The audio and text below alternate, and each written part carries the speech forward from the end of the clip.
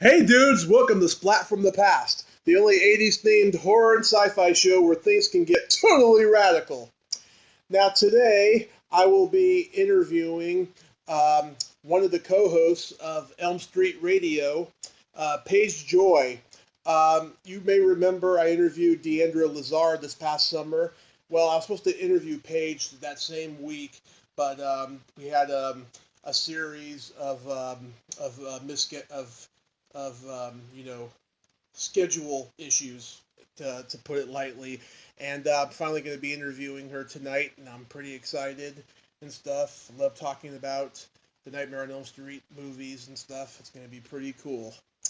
So, yeah, here is my interview with Paige Joy. Hi, Paige. Hi, how are you? I'm great. Welcome to the show. Hi, thanks for having me. Absolutely. Uh, well, so when did you first become a horror fan? When did I first become a horror fan? I think I was about 4 years old, and my dad sat me in front of the TV, and on came Dream Warriors, and since then I just have been so obsessed. Wow, I saw Dream Warriors at 4 also, like right when it came out on video, and I was scared shitless, especially when Philip is the puppet and gets thrown out the window. Oh my god, that fucked me up when I was a kid. So it's scary. Like that film is my favorite film, not just my favorite horror film or my favorite nightmare film. It's actually my favorite film of all time. It's so amazing and scary and beautiful and well acted and it's just everything. And I love that you saw it at 4 years old. So Yeah. Oh my god. Because I had seen The Shining when I was like a year old, and that fucked me up too. So after that, my parents let me watch horror. It was either the black and white stuff or like Ghostbusters and Gremlins and Night of the Comet and stuff like that. right. But yeah, oh my god, like 4 years old. Oh my god, like I mean, do you think that made you who you are today? Oh, it for sure made me who I am today. A Nightmare on Elm Street has impacted my life and changed my life so much. Just even being a fan my whole life, and seeing the character of Nancy Thompson and all the other amazing characters in it as well. Alice and Kristen, and it shaped who I am. A lot of what I do, I joke, I say, what would Nancy do? Because that's like Heather's slogan is be Nancy, and what would Nancy do? And it totally has shaped who I am and everything that I do. Mm-hmm. That's amazing. Uh, was that the first horror movie you ever saw? It was. It was the first horror movie I ever saw, and I think because I was so young that I gravitated to like the heroines of it because when Mm-hmm. you're so young and you're so scared of this big monster that's coming, right? You gravitate towards the people that are like fighting against it, and I think that's why I relate so much to like the heroines because a lot of people they love like Freddie, and I love Freddie as well too. But for Yeah. me, it's always been about like the hero of the story because they always have to overcome something. And so that's why I love it. But then after that, of course, like I love horror. When I was younger, I have a lot of older cousins, so we would watch a lot of scary movies. And I remember watching The Lady in White, and that movie scared the bejesus out of me. Mm-hmm. And my boyfriend actually, I don't think he's actually seen it, so it's on our list of like Halloween go-to movies. And so on Halloween, we're just gonna watch scary movies all day, and I love it. I love horror. Yeah. You could, yeah. If you can like watch them all day and then fuck all night, that would be like the best Halloween ever, right? Halloween is amazing. Is Halloween your favorite holiday? It's definitely in my top three. Yes.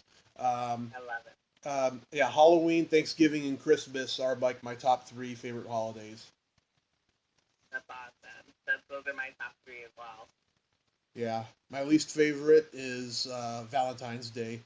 Oh, I on Valentine's Day I love it because of my bloody Valentine.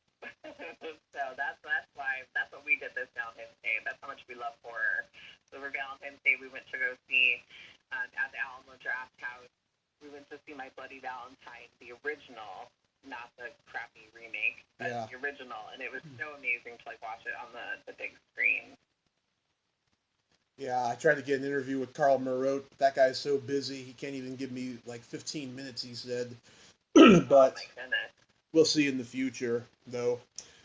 Do you? Yeah. I mean, I've gotten 275 people so far, so I think I'm doing something right. You are. You are totally doing something right. You've had some big heavy hitters on your show, and I think that's amazing. It's just amazing. Yeah, I'm still pinching myself right now. That's good, though. You should be. That's how I feel after every time we interview somebody. Deandra and I will talk, and I'll be like, oh my gosh, did we really just talk to so-and-so on our show? And it's amazing. You always want to stay humble, even though you have 275. That's amazing. Mm-hmm. Isn't your 275th, wasn't it, Catherine? Didn't she come onto your show? Who? Catherine? Was she your 275th? Oh, Catherine Sear? Yeah, yes. She was my 275th. Yeah. That's awesome. Do you have a top 10 list of your favorite horror movies?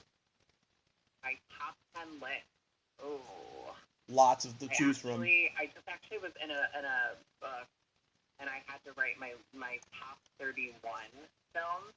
Mm-hmm. And I really sat down and really had to think about it. And so for me, just off the cuff, I would say Dream Warriors is number 1, Scream is number 2, Wes Craven's New Nightmare is probably number 3. I really love Halloween now. I've really been getting into the Halloween series. My boyfriend's a huge Halloween fan, and most of my friends are really huge Halloween fans. Mm-hmm. Halloween is on that list. The People Under the Stairs, Scream 2, the original Nightmare on Elm Street is on there. What else? I love Waxwork. Oh, I love that. The Waxwork is so amazing. It's one of my favorite films. Yeah. The Lady in White is one of my favorite films. The Poltergeist film, The Exorcist. And am I at 10 yet?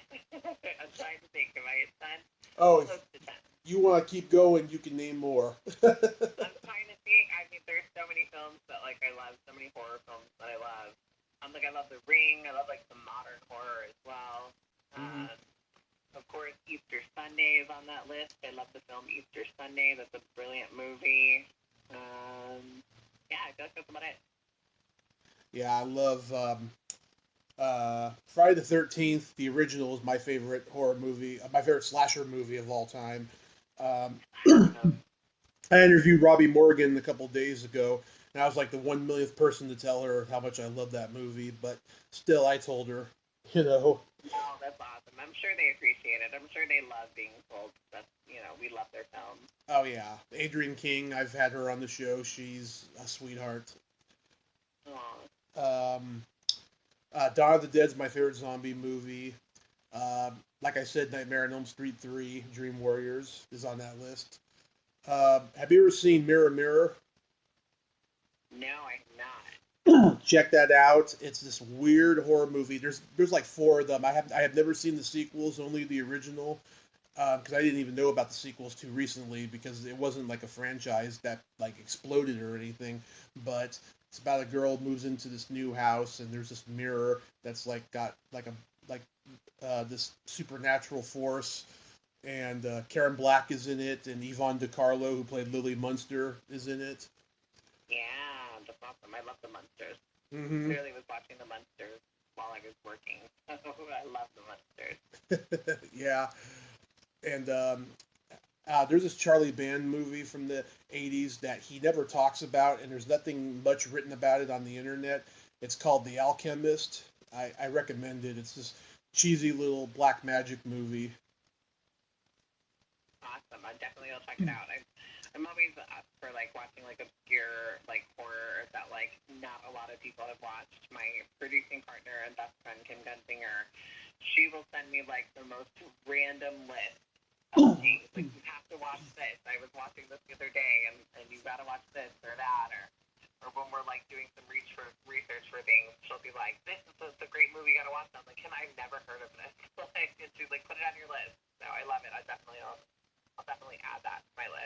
Yeah, it's on YouTube as well. Oh, awesome. Perfect. Like ease of access. Yep. And let's see, Creep Show. Love that one. Chopping Mall. Okay. Um, love Phantasm. The original Halloween. I haven't seen the new one yet, but everyone's raving about it. Oh, it's so good. I won't spoil it, but it's so good. You have to go see it. That's good. I was supposed to interview Tony Moran a couple weeks ago, but he flaked. Oh. Um, yeah, I mean, there's so many that I like. I love the B ones. I love Reanimator. Uh-huh. And all those classics and stuff. I'm not really a snob when it comes to horror. Um, Yeah, me either. just anything that's just dark and creepy and amusing, I'll watch. Right. I was wondering, in the Nightmare on Elm Street movies, did you ever have a crush on anybody in the movies? Who didn't I have a crush on? Um, I don't know. It's funny for me to like say that because I am friends with a lot of them now. So Mm-hmm. younger, um, definitely like Rick Johnson was the character that I had like probably the biggest crush on. Mm-hmm. I would say for sure, definitely Rick Johnson is the character I had the biggest crush on. Have you interviewed Andros? We have. I had him on a couple of weeks ago. He called me up drunk the night before and said, "Hi, I'm playing producer at the moment. Like, what's tomorrow's show going to entail?" And I was wondering if we could talk more about what I'm doing currently and less about what I did in the past. And then the next night, we do the interview, and he's a completely different person. And I found him a little intimidating. Andros is a very sweet person. He is somebody who has been very good to me and my team. We uh, we never expect anything from anybody, but when we meet them, it's always like such a thrill to see how real and honest they are. Yeah, And I, even though I had a crush on him when I was younger, uh, I have a lot of like admiration for him for a lot of the like work that he's doing currently, like in the like political world. Like I would consider him like not just the normal like actor, musician, radio show host. I feel like he's almost kind of like an activist as well. mm-hmm. And so he like speaks out for the wrongs that people should be speaking out against. And so I Yeah, admire him so much. And every time we talk, he's just such an awesome person. And we had him on our show. Shameless plug, ELM Street Radio, but we had him on our show, and he just was such a thrill. It was just so much fun, and like I said, he's just been very good to us, and mm-hmm. it's very surreal to have the people in your life that you looked up to your whole life actually be in your life. And so I've got nothing but love for Andros. He's Andros is probably one of my favorite people. Him and Tuesday Night, the Uh, two of them, I mean, honestly, they all are. Like, I could shout them all out. Like, Boy, Heather, Mark Patton, like, Jennifer Rubin. Like, we love them all. And I just, honest to God, have nothing but love and admiration for them all. oh yeah, I love Tuesday. I've had her on the show twice. Her and I get along so well because we're both perverts. Tuesday's amazing. Tuesday is another one who's just been so good to us. I'm always at like a loss of words when I talk about Tuesday because she is just honestly like such a good friend, and she just is so smart and so beautiful and so talented. And Mm-hmm. I feel like she just was giving me like a ton of great advice over the years, and I'm just so incredibly thankful for her, and she's just so great, and she's hilarious, and so I Yeah, love that you've had her on twice. She's so funny. yeah. I asked her to be on a third time a couple of weeks ago. I know she's going through some stuff right now, so I'm I don't mind waiting, because She is so busy. She is like yeah. working like a storm, dude. She is so busy. I'm friends with one of her best friends, and her manager, Mike talking, like, she's just so busy. I'm like, I know. Like, she's a spitfire, man. She works very hard. She's one of the hardest working women I know. Mm-hmm. Yeah, she's amazing. I also had Brooke Thies on a month ago, and I'd met her a year ago, and she remembered me and everything, and we just had a great conversation, and we laughed a lot and stuff.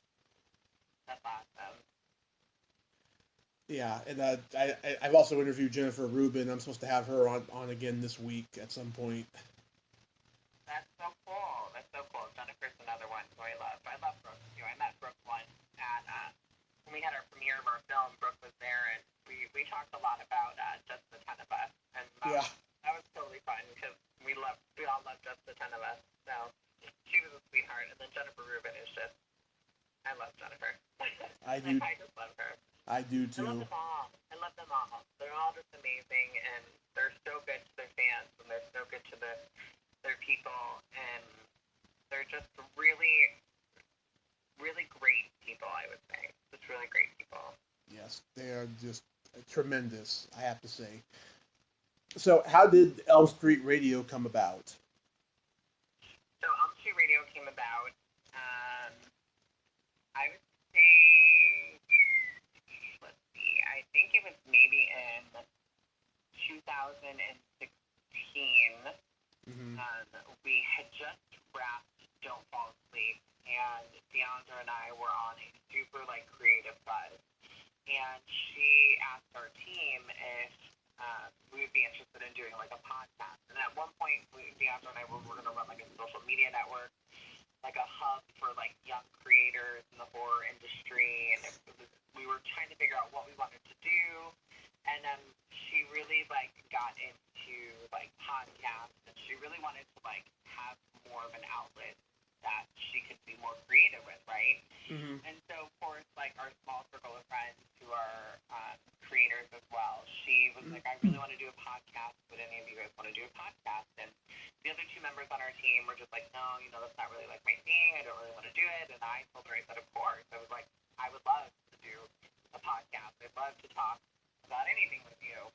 And she then came up with an idea for ELM Street Radio. She thought, there's a market here and an idea here, and she really is the driving force of ELM Street Radio. She created it.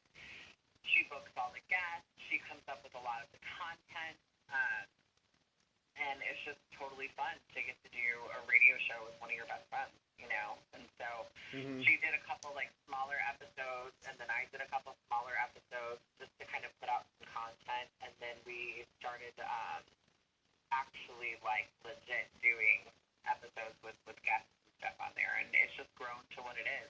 And a lot of it has grown. It's grown because of her. She puts the work into it. She puts the work behind it. She's a social media maven guru, is what I call her, and she really knows Elm Street. She really knows the whole market, and so it's just fun. It's a great thing. It's fun. Yeah, when I started this podcast in May of last year, I started subscribing to all these, like, horror podcasts to, like, hear things and, like, seek to see if certain people I wanted to seek out was doing podcasts and everything. And you guys came up in a search suggestion, and I think it was the one where you interviewed Amanda Wiss that I listened to first. Andy, she's so sweet. Oh yeah. And I listened to it, and I was like, "Oh, that's pretty cool." Doing a whole podcast dedicated to a movie franchise. Had I known that, I would have done one for Friday the 13th because I'm such a Friday the 13th lover, and I've interviewed so many people from those movies by now. That I should have done that, but I didn't think of it. But I listened to you guys and just thought that was pretty cool.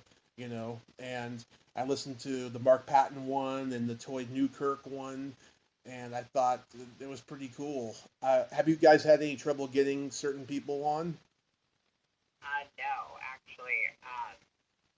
Well, thank you first of all for listening. I think it's pretty cool, and I love when we hear people listening. I was at some convention not too long ago, and this girl saw I had an Elm Street Radio pin on my sweater, and she looked at me, and you could tell, like, she had this look on her face, like, do I say something? Do I not say something? And then she said to me, she goes, where did you get that ELM Street Radio pin? And I said, well, I'm actually one of the co-hosts of ELM Street Radio. And she flipped out and freaked out. And she's like, oh my God, you're Paige. I knew it. So I filmed a fun message with her and sent it to Deandra. It was pretty cool. But so thank you for listening, and I love it. And I think it's pretty cool that you don't really hear a whole lot of female voices hosting a radio show. So you get two of them. And a lot of the topics go off topic, and we talk about funny things, and not just particularly nightmare films, but I love it. We haven't had trouble getting people because Deandra is very good at her job.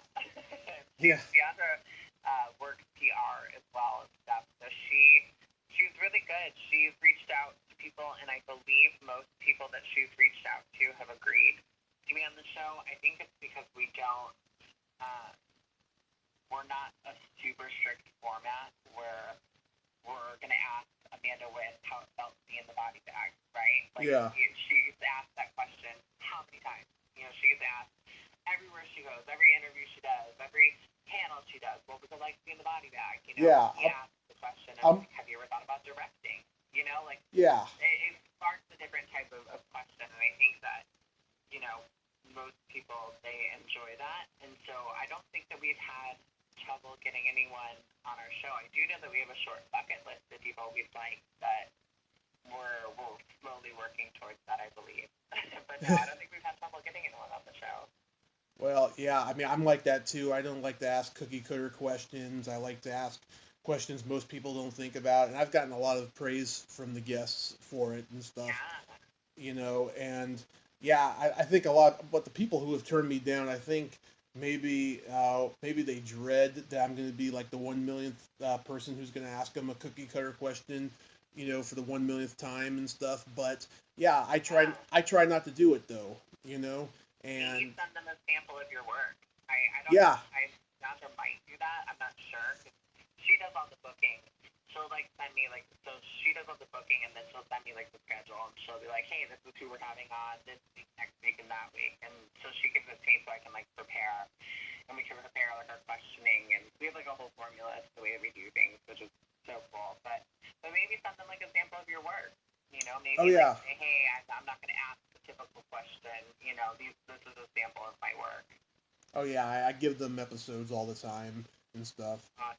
Because I want them to know what they're getting into. And yeah, so I've been very lucky that way and stuff. As a matter of fact, Halloween night I will be interviewing Jack Shoulder. Oh, we had him on our show. He's super cool. Yeah, I'm looking forward to that because I not only like that Nightmare on Elm Street 2 and Alone in the Dark, I also like that action movie he did with Kiefer Sutherland, Renegades. Oh, cool. Back in the late 80s, yeah, so he's probably going to be pleased with this interview. That's good. That's so good. Admittedly, the only film I've ever seen of his is Nightmare 2, and I love Nightmare 2 so much. It's in my nightmare realm of films, it's my top 4. I love it so much. Yeah, he did one of the earliest New Line Cinema horror movies called Alone in the Dark with Jack Palance and Martin Landau in 1982. Check it out. It's a pretty freaky horror movie. Definitely, I will. Where do you guys record at? So she records at her house, and I record at mine, and we do everything through Skype. So it's easy to just have them phone in on Skype because we don't ask for phone numbers and stuff. So we just Skype everything, and then she handles all of that. I'm very fortunate and very lucky that I just get to call in and do some of the interviews, and then I get to dip out, and she does all the rest. Wow. So that's how we do for Fredheads. So for Fredheads, I do all of the work and everything else, myself and Kim Dunsinger, and then she gets to be like, okay, this idea, then we execute stuff. So that's kind of how it is. So for ELM Street Radio, she handles all the grunt work and stuff. So it's good. Mhm. And how's the Fredheads documentary come along? It's coming along so great. I'm super excited. I don't know how much you know or how much your listeners know about it, but it is myself and Kim Gunsinger. We are the producers, and I'm the director. She's my co-director. And then, of course, we have like an amazing team. So, like Deandra Laser, Jeremy Todd Moorhead, Anthony Brownlee, Christine Galbraith, Dave Ferguson, Brittany Heil, uh, Corey Henry. Just amazing team. We have the super ghoul, Red Van Ghoul. She is, I don't know if you've ever heard of the super ghoul. She's so cool. No. I like to think her name is super cool because her real name is Crystal, but the Crystal Van Etten, she is our social media maven. So we just have we have a huge team, and I'm so like thankful for every single one of them. Taylor Bursky's on our team. I'm trying to think. We have such a huge team, but it's going really well. We are almost done filming. Mm-hmm. We are done with our principal photography, so we just have to film like a week in LA next year, and then we're done. And then we're starting editing it in December of this year. We're taking a break right now. We're all very tired. We've been filming and traveling the country for almost 2 years. Mm-hmm. And so I guess me and Kim are going to sit in my living room in December for a week and go through tons of footage and just start editing stuff. I'm a little embarrassed by the video I made for it. I was tripping off of caffeine that night. I mean, I was drinking lots of caffeine, and I set up my PA system and held a microphone talking. And I don't know how far or close the camera was and stuff, but I answered the questions as best as I could that I read off of the requirements online and stuff. I hope at least. One of the cool things about our documentary is that we were the first to ever open submissions worldwide for people to submit stuff. Mm-hmm. And I did not handle the submission. We have a team member who handles the submissions. Mm-hmm. He is the one who processed everything and then loaded it up on the drive. And so I've seen a couple of interviews. They've sent a couple of them my way, like, hey, check out this person, or oh, hey, this person would be good for promotion. And so I haven't looked at all of them, but I definitely feel like yours is probably good. I'm sure it's good. One of the things that we did decide is that we would like to feature as many people who submitted as possible, one way or another, Mm-hmm. even if it's like on a bonus disc or whatever it is that we want to do with it. But so everybody who submitted, for the most part, will have this little bit of their story or a little bit moment to shine or something somewhere in our documentary. Shit, hell, even I'd be grateful to just to have one of my pictures with the cast, in it, Mm-hmm. Definitely. I mean, I have plenty of them now and stuff. I love meeting Mark Patton because he told me I was handsome. Oh, I love it. Mark is so sweet. He's another one who's just been so good to us. Um, we joke that he's DeAndre, my father. He's so sweet. He's just so good. He's been so incredibly good to us throughout the years, and he's an amazing guy. And his documentary Screen Queen is coming out soon. Hopefully, I know that we're friends with the producers of that as well, and they're working hard. I believe they're pretty much done with it. They're just putting the final touches on it. Nice. One last thing I wanted to ask you: what's your absolute favorite killing in Nightmare on Elm Street movies? None of that. No, I'm kidding. Freddy. I'm killing Freddy. No, I'm kidding. I get asked this question a lot, and it's very hard for me because I look at these people and I understand they're playing a role, but it's like Amanda Witt, like the Tina character. Yeah. It's the hardest death for me to watch because it's so beautifully acted and it's so raw and so real, and it tricks my brain into thinking that's my friend about to die. So that's hard for me to watch. But I have to say, my favorite death of them all is probably Will. His death is probably my favorite. Just because he's a super nerd and, he's like, I'm the Wizard Master, I'm the Wizard Master, and he's like, sorry, kid, I don't believe in fairy tales. Like, I love it. It's haunting, it's creepy. Freddy in that hallway with the low bass voice, and the light shines just on his eyes, just the right amount of fog and smoke behind him. And he says, when you wake up, it's back in the saddle again. But it's just beautiful. Cinematically, it's beautiful. It's my favorite. It's my favorite kill of all. What's yours?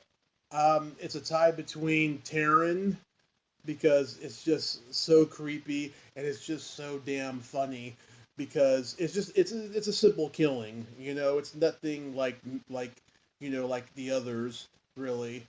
But it's between that and Debbie.